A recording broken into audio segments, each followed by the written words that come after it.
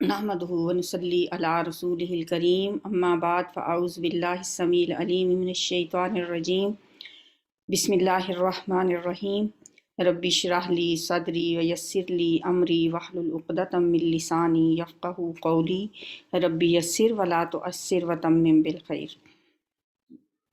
सूरह अंबिया की आयत नंबर 83 से 93 तक आज हम पढ़ेंगे। व अय्यूब इज़ नादा रब्बहू, और अय्यूब अलैहिस्सलाम को याद कीजिए। इज़ नादा, जब उसने पुकारा, नादा निदा दी, पुकारना, रब्बहू अपने रब को, अन्नी के बेशक मैं। अच्छा, एक लफ्ज़ होता है इन्ना और एक होता है अन्ना। इन दोनों का मैंने आपको डिफरेंस बताया था कि जब फ़िक्रे के यानी आयत के शुरू में आता है तो वो इन्ना होता है, अगर आयत के दरमियान में आए तो अन्ना होता है। तो ये साथ या मुतकल्लिम लगी है, बेशक मैं, ये अन्ना के साथ जब या लगी तो वो बन गया अन्नी, क्योंकि ये आयत के शुरू में नहीं आ रहा, दरमियान में आ रहा है। इसलिए ये दुआ है बड़ी इंपॉर्टेंट, बड़ी मशहूर भी। बाज़ औक़ात लोग फिर इसको ज़बर की बजाय ज़ेर पढ़ लेते हैं, इन्नी पढ़ लेते हैं, तो ये ख्याल रखना चाहिए। और ये बस एक असूल भी याद रखें कि अगर फ़िक्रे के दरमियान में है ये, तो फिर ये इन्ना नहीं होगा, अन्ना ही होगा। ठीक है। और पुकारा अय्यूब अलैहिस्सलाम ने, जब पुकारा अपने रब को, अन्नी के बेशक मैं। तर्जमा दोनों का एक ही होता है, अन्ना का भी और इन्ना का भी। मस्सानी यज़ुर्रु, मस करना, टच करना, छूना, लगना। मस्सानिया, मस्सा लगी है, मस्सनी मुझे लगी है, क्या? अज़ुर्रु तकलीफ। व अंत अरहमुर राहिमीन, और तू रहम करने वाला है सब रहम करने वालों में से, तो सब रहम करने वालों से बढ़कर रहम करने वाला। हज़रत अय्यूब अल्लाह के पैगंबर हैं, नबी हैं। आपको साबिर कहा गया है कुरान में, क्योंकि उन्होंने बहुत सख्त बीमारी के साथ सब्र किया। अल्लाह ने उनको बड़ी शदीद बीमारी में मुब्तला किया और आपकी आजमाइश की, और हर हाल में वो साबिर और शाकिर रहे। सब्र अय्यूब एक ज़रबुल मिसल की हैसियत अख्तियार कर चुका है।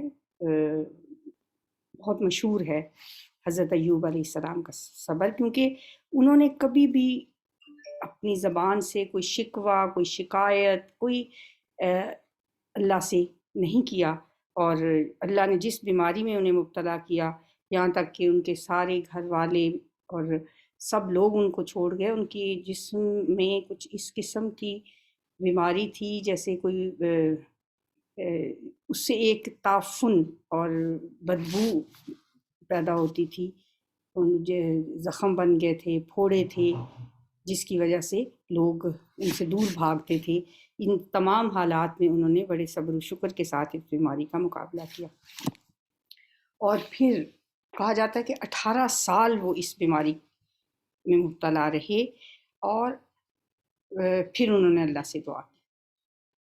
हाँ, सब्र के मुनाफी दुआ करना नहीं है, जज़ा फ़ज़ा करना, गिला शिकवा करना अल्लाह से, वो गलत है। लेकिन अगर दुआ की जाती है अल्लाह से तो इसमें तो कोई बेसब्री वाली बात नहीं है।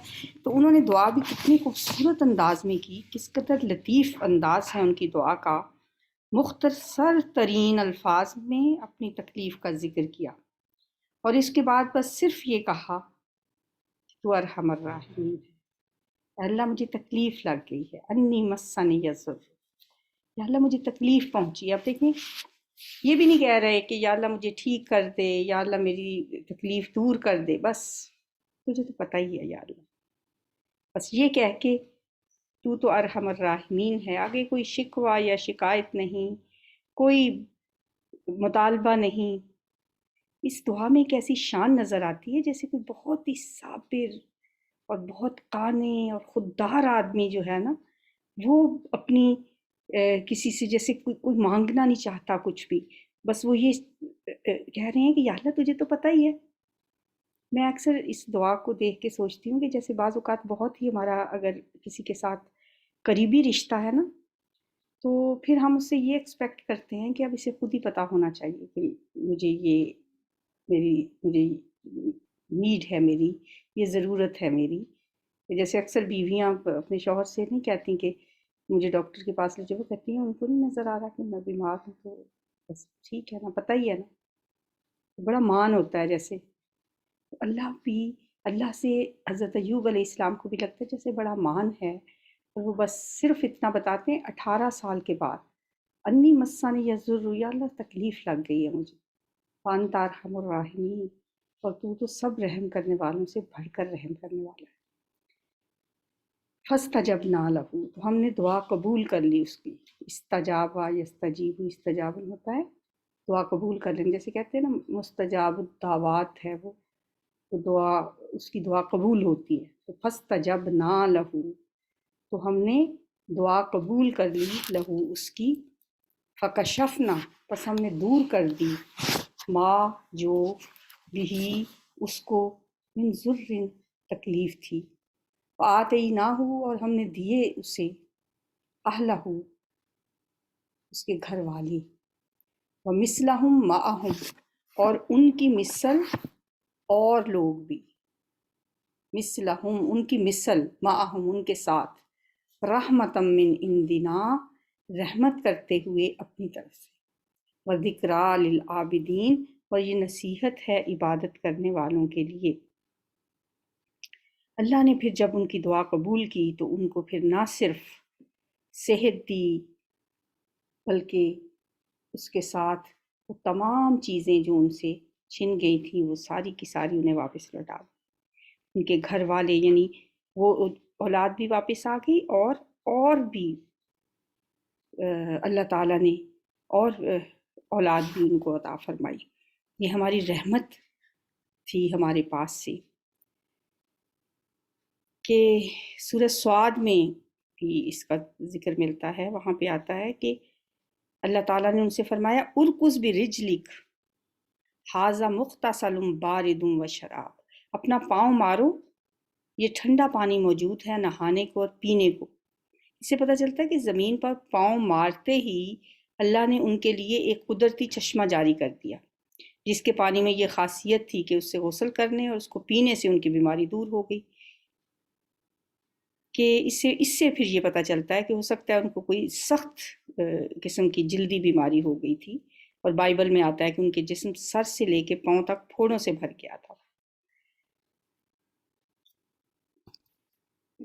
وَإِسماعیل، اور یاد کیجئے اسماعیل علیہ السلام کو، وَإِدْرِیسَ، اور ادریس علیہ السلام کو، وَذَلْکِفْلِ، اور ذوالکفل کو، کل من الصابرین، یہ سب کے سب صابرین میں سے تھے.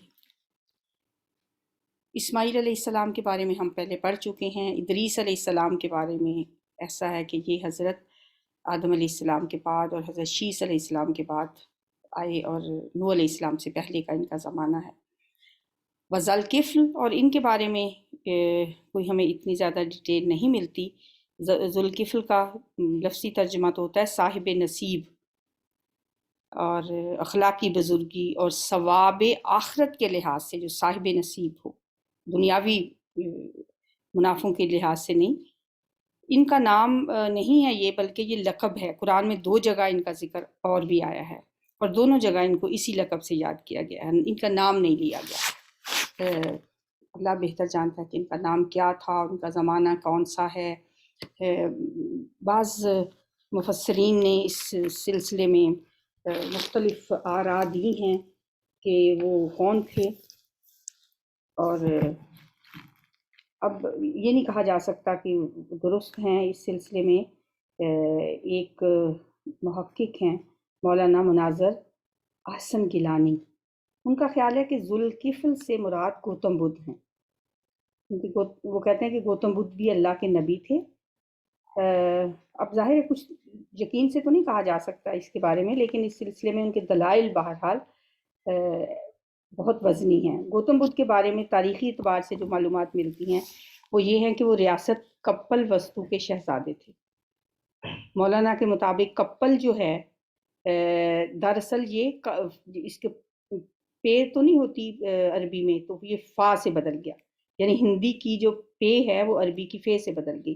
اس طرح ذوالکفل کا مطلب بنا کفل والا، یعنی کپل والا، یعنی کپل ریاست کا والی۔ تو یہ کفل اس وجہ سے وہ کہتے ہیں کہ یہ نام بن گیا۔ تو آج کل جو ان کے عقیدے ہیں گوتم بدھ کے بارے میں، ان میں تو ظاہر ہے یقیناً تحریف شامل ہو چکی ہوگی، جیسے وقت گزرنے کے ساتھ ساتھ حضرت عیسیٰ علیہ السلام کی تعلیمات میں بھی ان کے پیروکاروں نے بہت سے من گھڑت عقائد شامل کر لیے ہیں۔ ہو سکتا ہے کہ گوتم بدھ کی اصل تعلیمات اسلامی الہامی ہی ہوں، اور پھر بعد کے زمانے میں ان میں تحریف کر دی گئی۔ بہرحال کچھ نہیں کہا جا سکتا، یہ تو خیر کچھ لوگوں کی آراء ہیں۔ قرآن میں بس ان کا نام ہی آیا ہے، کل من الصابرین، یہ سب کے سب صبر کرنے والوں میں سے۔ وادخلناہم فی رحمتنا، اور داخل کیا ہم نے ان کو اپنی رحمت میں۔ انہم من الصالحین، بے شک وہ نیک لوگوں میں سے تھے۔ وظنون، اور یاد کیجئے مچھلی والے کو، ذنون مچھلی والا۔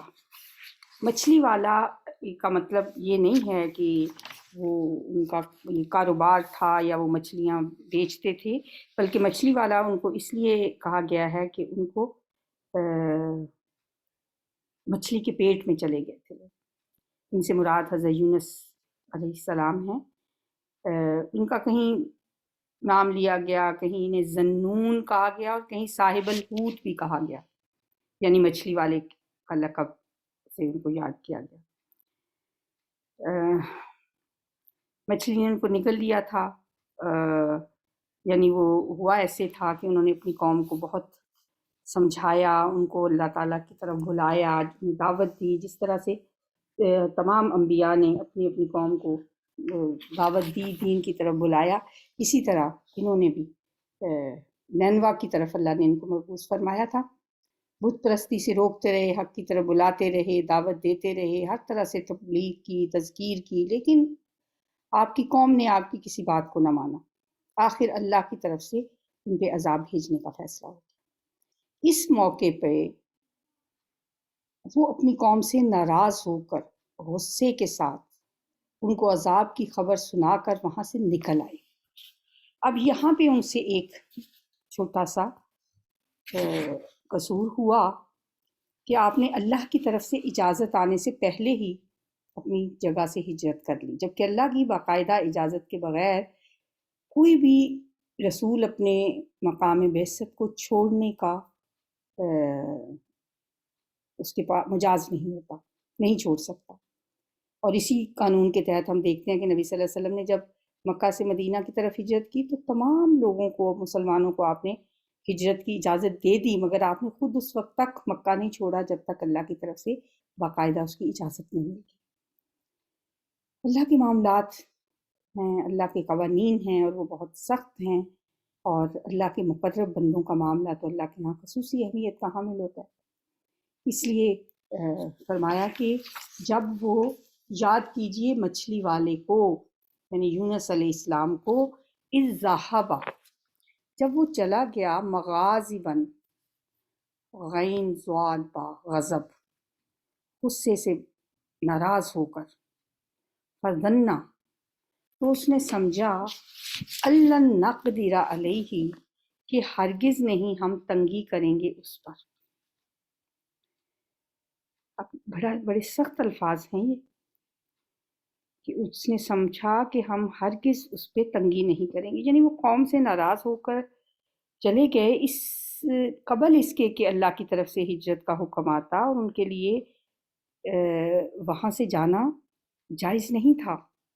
انہوں نے خیال کیا کہ اس قوم پر تو عذاب آنا ہی ہے، اب مجھے بھی کہیں چل کے پناہ لینی چاہیے تاکہ خود بھی عذاب سے بچ جاؤں، کہیں میں عذاب میں گھر نہ جاؤں۔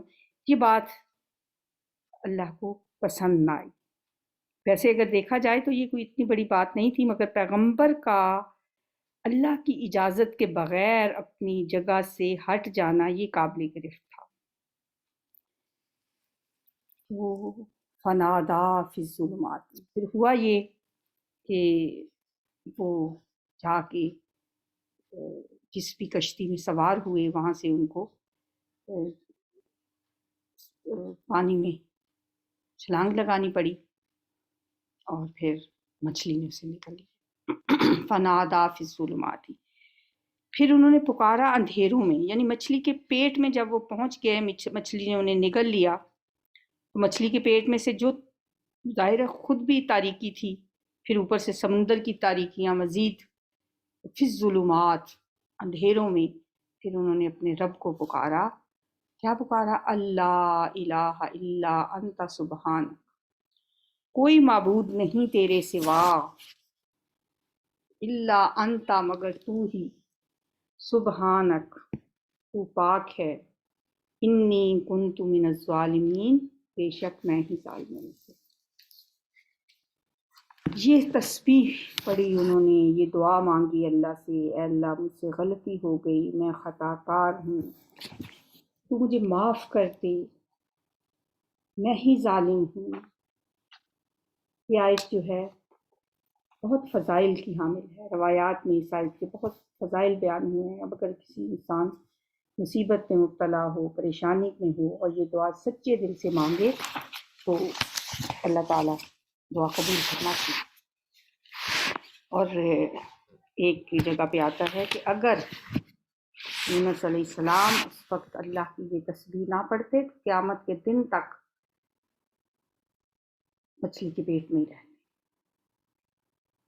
اس لیے ہمیں بھی جب دعا مانگیں تو اللہ کی تسبیح، اس کی حمد و ثنا بیان کرنی چاہیے۔ اور یہ تو قرآن کے بھی الفاظ ہیں، جیسے کل بھی میں نے آپ کو بتایا تھا کہ انبیاء کی جو دعائیں ہیں وہ ہمارے لیے بہت بڑا ایک خزانہ ہے، اللہ نے ان کو ایز اٹ از ہمارے لیے قرآن پاک میں کوٹ کر دیا ہے۔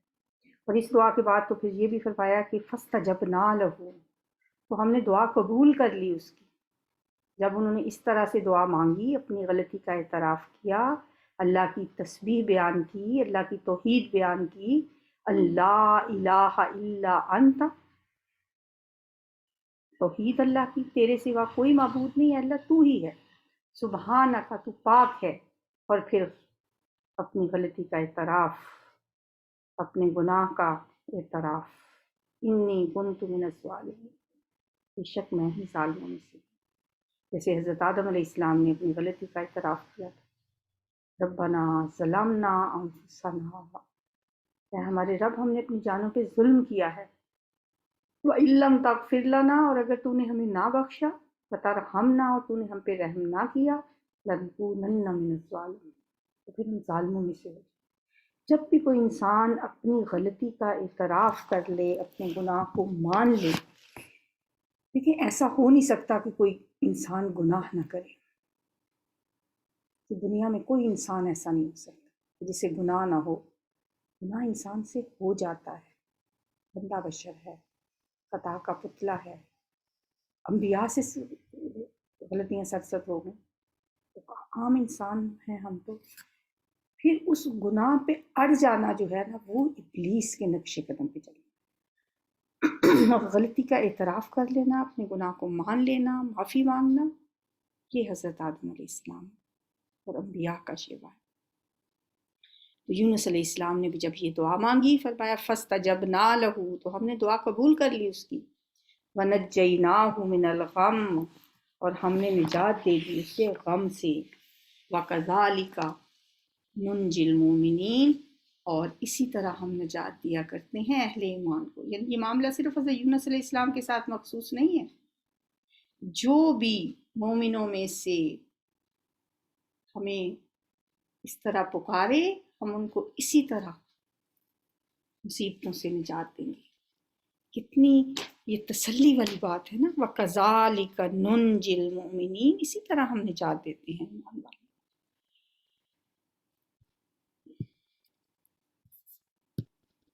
وَزَكَرِيَّا، اور یاد کیجئے زکریا علیہ السلام کو، اذ نادا، جب اس نے پکارا، ربہ، اپنے رب کو، رب لا تذرنی فردا، اے میرے رب نہ مجھے چھوڑنا، لا تذرنی، نہ تو مجھے چھوڑنا، فردن، اکیلا، وَأَنْتَ خَيْرُ الْوَارِثِينَ، اور تو بہتر ہے سب وارثوں سے۔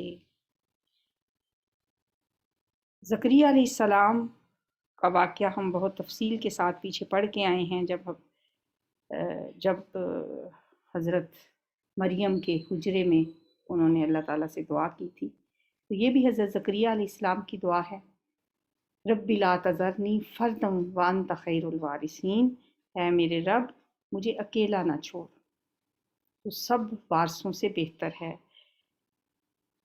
اولاد کے لیے یہ بہترین دعا ہے، جو لوگ اولاد کی نعمت سے محروم ہیں وہ اس دعا کے ذریعے اللہ تعالیٰ کو پکاریں۔ فاستجبنا لہ، تو ہم نے دعا قبول کر لی اس کی، وَوَهَبْنَا لَهُ یحییٰ، اور ہم نے عطا کیا اس کو یحییٰ، نام بھی اللہ تعالیٰ نے خود رکھا۔ وہاں بھی ہم نے پڑھا تھا کہ حضرت مریم کے حجرے میں جب انہوں نے دعا مانگی تو اللہ تعالیٰ نے انہیں یحییٰ کی بشارت دی، وَوَهَبْنَا لَهُ یحییٰ، اور ہم نے عطا کیا اس کو یحییٰ، وَأَصْلَحْنَا لَهُ زَوْجَهُ، اور ہم نے درست کر دیا اس کے لیے اس کی بیوی کو۔ بیوی کو درست کرنے کا مطلب یہ ہے کہ اس کا بانجھ پن دور کر دیا، کیونکہ بوڑھی ہو چکی تھی، خود بھی وہ بوڑھے تھے، اللہ تعالیٰ نے ان کو اولاد پیدا کرنے کے قابل بنا دیا۔ یعنی بہترین وارث تو ہی ہے کا مطلب کیا ہے کہ تو اولاد نہ بھی دے تو بھی مجھے کوئی غم نہیں، کیونکہ تیری ذات وارث ہونے کے لیے کافی ہے۔ یہ جو پیچھے ہم نے پڑھا نا، وَأَنْتَ خَيْرُ الْوَارِثِينَ، تو میرا وارث ہونے کے لیے کافی ہے، کیونکہ بہترین وارث تو ہے، یہ اس کا مطلب۔ وَأَصْلَحْنَا لَهُ زَوْجَهُ، اور ہم نے درست کر دیا اس کے لیے اس کی بیوی کو، اِنَّهُمْ، بے شک وہ، کانوں تھے، یسارعون فی الخیرات، جلدی کرتے نیکیوں میں۔ اب تمام انبیاء کی بات ہو رہی ہے کہ یہ تمام انبیاء جن کا ہم نے ذکر کیا، یہ لوگ نیکی کے کاموں میں دوڑ دھوپ کرتے تھے، اور کیا کرتے تھے؟ وَيَدْعُونَنَا رَغَبًا وَرَهَبًا، اور ہمیں پکارتے تھے رغبت کرتے ہوئے اور خوف کھاتے ہوئے۔ وَكَانُوا لَنَا خاشعین، اور تھے ہمارے لیے عاجزی کرنے والے، ہمارے آگے جھکے ہوئے ہوتے تھے یہ لوگ۔ اب ان انبیاء جن کا ذکر یہاں پہ کیا گیا ہے، جن کے بارے میں یہاں بتایا گیا ہے، مختلف ان کی خوبیاں بتائی گئی ہیں، یہ اس کا مقصد کیا ہے، انبیاء کا ذکر کیوں کیا گیا ہے اس طرح، اسے ایک دفعہ پھر ہم ذہن نشین کر لیتے ہیں کہ حضرت زکریا کے واقعے کا ذکر کرنے سے یہاں کیا بتانا مقصود ہے، کہ یہ سارے نبی صرف اللہ کے بندے تھے اور انسان تھے، دوسروں کو اولاد دینے والے نہیں تھے، بلکہ خود اللہ سے اولاد مانگتے تھے۔ اللہ کے آگے گڑ گڑا رہے ہیں حضرت زکریا علیہ السلام، اس سے کیا پتہ چلتا ہے کہ انبیاء الوہیت کے درجے پہ فائز نہیں ہوتے، وہ بھی بشر ہوتے ہیں، انسان ہوتے ہیں، انہیں بھی اولاد کی ضرورت ہوتی ہے۔ وہ خود اللہ کے آگے اولاد کے لیے ہاتھ پھیلانے والے تھے۔ اسی طرح حضرت یونس کا ذکر آیا کہ وہ ایک اولو العزم ہونے کے باوجود جب ان سے قصور سرزد ہوا تو ان کی پکڑ ہو گئی، اور پھر جب وہ اپنے رب کے آگے جھک گئے تو ان پہ فضل بھی اللہ نے ایسا کیا کہ مچھلی کے پیٹ سے زندہ نکال لیا۔ حضرت ایوب کا ذکر اس لیے کیا کہ نبی کا مصیبت میں مبتلا ہونا، لمبی بیماری میں مبتلا ہو جانا کوئی نئی بات نہیں ہے۔ نبی بھی جب کسی تکلیف میں یا مصیبت میں مبتلا ہوتا ہے تو وہ اللہ کے سامنے ہی شفا کے لیے ہاتھ پھیلاتا ہے، وہ دوسروں کو شفا دے نہیں سکتا، وہ اللہ سے شفا مانگتا ہے۔ یہ سارے انبیاء توحید کے قائل تھے اور اپنی حاجات ایک اللہ کے سوا کسی کے سامنے نہیں لے کے جاتے تھے، اور یہ بھی بتانا مقصود ہے کہ اللہ ہمیشہ اپنے نبیوں کی مدد غیر معمولی طور پہ کرتا ہے، خواہ انہیں کیسی ہی آزمائشوں سے گزرنا پڑے، انہیں تکلیفوں سے گزرنا پڑے، لیکن آخر کار ان کی دعائیں اللہ تعالیٰ معجزانہ طریقے سے ضرور پوری کرتا ہے، اپنے نبیوں کا اللہ تعالیٰ ضرور ساتھ دیتا ہے۔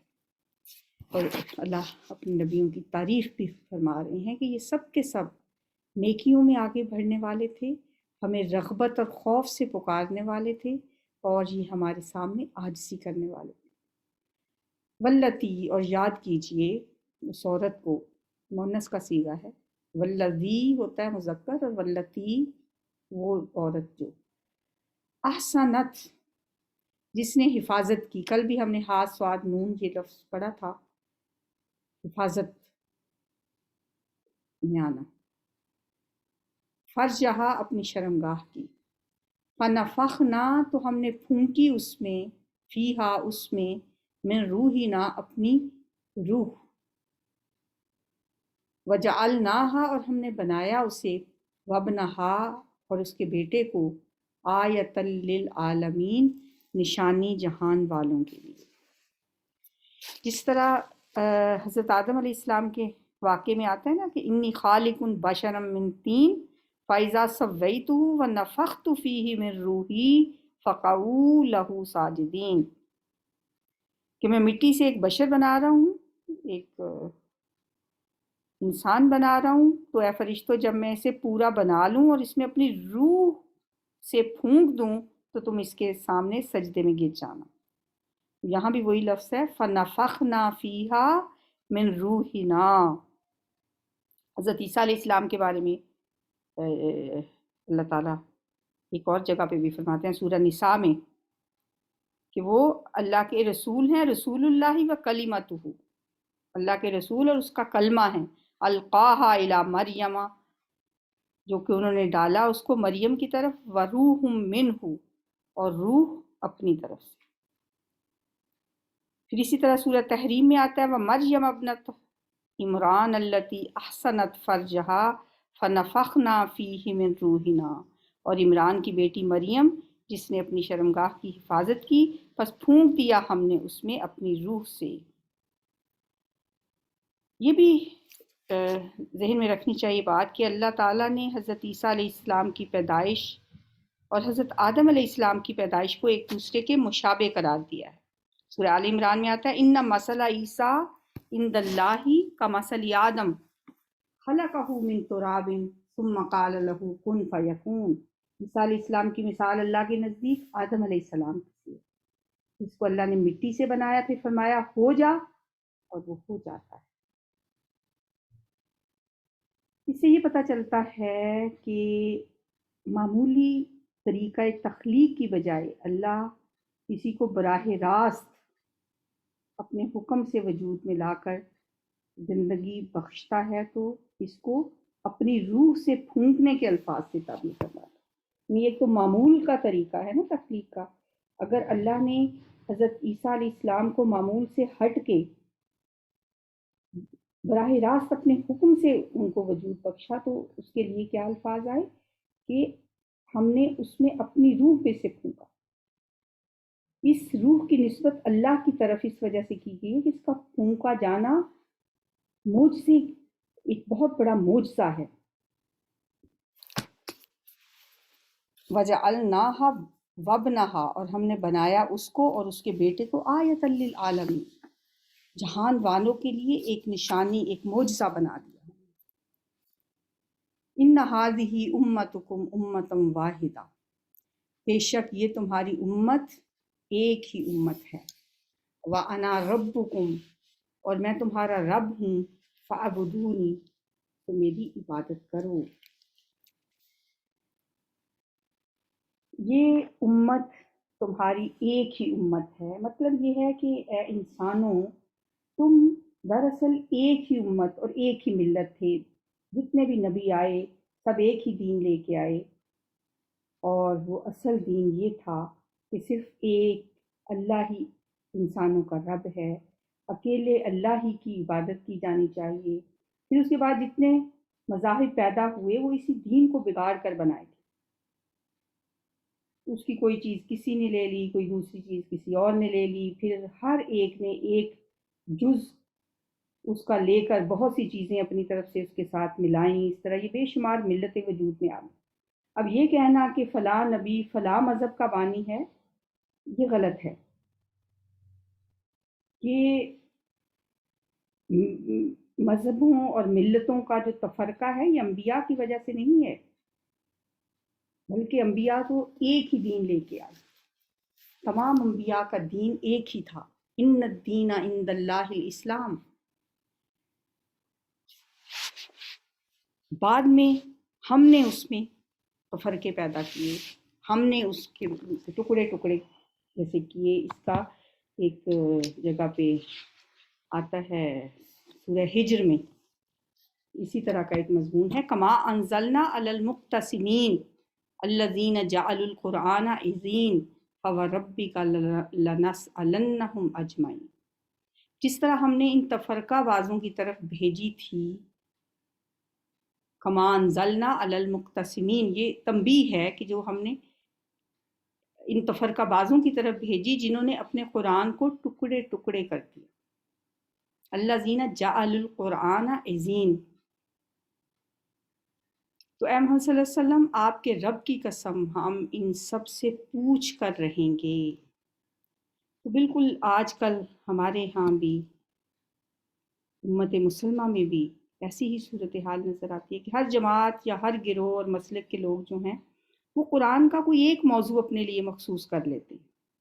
ہر فرقہ جو ہے نا، انہوں نے اپنے اپنے مطلب کی آیات رکھی ہوتی ہیں، کہیں کوئی درس ہو، کہیں کوئی بیان ہو، بس اسی موضوع کو لے کے اور دوسروں کو بتانے کے لیے، ان کو چڑھانے کے لیے اپنے ایک خاص موضوع انہوں نے، مطلب کسی ایک گروہ نے اپنی جو ہے موضوع وہ آیات رکھی ہوتی ہیں جن میں حضور صلی اللہ علیہ وسلم کی شان اور آپ کی محبت کا تذکرہ ملتا ہے۔ بس ایک حصہ قرآن کا انہوں نے اپنے لیے رکھ لیا ہے، اور پھر کچھ ایسے لوگ ہوں گے جنہوں نے قل انما انا بشر مثلکم، اس سے ملتے جلتے مضامین کہ نبی صلی اللہ علیہ وسلم بشر تھے، اور یہ اس قسم کی آیات انہوں نے اپنے لیے مخصوص کی ہوئی ہیں۔ پھر جو گروہ اولیاء اور صوفیاء سے عقیدت رکھتا ہے تو ان کی ہر گفتگو، ہر تقریر کا موضوع یہی آیت ہوگی، الا ان اولیاء اللہ لا خوف علیہم ولا هم یحزنون۔ ہر گروہ نے چند آیات اپنے لیے بس رکھ لی ہیں۔ ایسے نہیں ہونا چاہیے، ہمیں آج قرآن کو ایک وحدت کی حیثیت سے پیش کرنے کی ضرورت ہے، اس کے لیے ہر صاحب علم کو کوشش کرنی چاہیے۔ یہ نہیں ہونا چاہیے کہ ہم دوسرے لوگوں کی مخالفت میں بس اپنے مطلب کی آیات لے لیں، وَتَقَطَّعُوا أَمْرَهُمْ بَيْنَهُمْ، اور وہ متفرق ہو گئے اپنے معاملے میں، بینہم، اپنے درمیان، آپس میں، کل الینا راجعون، سب کے سب ہماری ہی طرف لوٹنے والے۔ یہ وہی بات ہے جیسے ہم کہتے ہیں انا للہ و انا الیہ راجعون، ہم سب اللہ ہی کے لیے ہیں اور ہم سب کو اللہ ہی کی طرف لوٹ کر جائیں۔ سبحانک اللہم و بحمدک، نشہد ان لا الہ الا انت، نستغفرک و نتوب الیک۔ سبحان اللہ و بحمدہ عدد خلقہ و رضا نفسہ و زنۃ عرشہ و مداد کلماتہ۔ اللہم صلی وسلم علی نبینا محمد، ربنا ہب لنا من ازواجنا و ذریاتنا قرۃ اعین واجعلنا للمتقین اماما۔ ربنا افرغ علینا صبرا وثبت اقدامنا وانصرنا علی القوم الکافرین۔ ربنا افرغ علینا صبرا وتوفنا مسلمین۔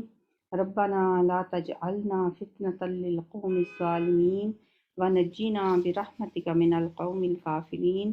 ربنا لا تزغ قلوبنا بعد إذ هديتنا وهب لنا من لدنك رحمة إنك أنت الوهاب۔ ربنا إننا آمنا فاغفر لنا ذنوبنا وقنا عذاب النار۔ ربنا اغفر لنا ذنوبنا وإسرافنا في أمرنا وثبت أقدامنا وانصرنا على القوم الكافرين۔ یا حی یا قیوم برحمتک نستغیث، اللہم حاسبنا حسابا یسیرا۔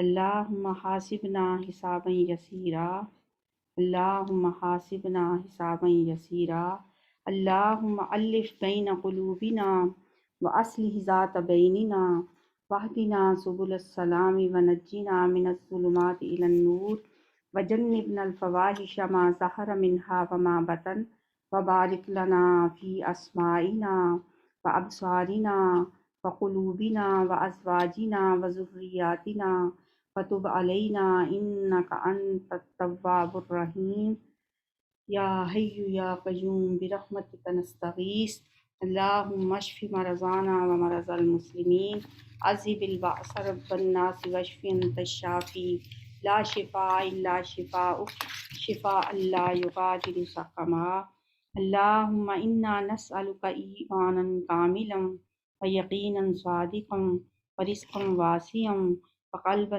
خاشعا ولسانا ذاکرا ورزقا حلالا طیبا وتوبة قبل الموت وراحة عند الموت ومغفرة ورحمة بعد الموت والعفو عند الحساب والفوز بالجنة والنجاة من النار، رب زدنا علما وألحقنا بالصالحين والحمد لله رب العالمين برحمتك يا أرحم الراحمين، آمين يا رب العالمين۔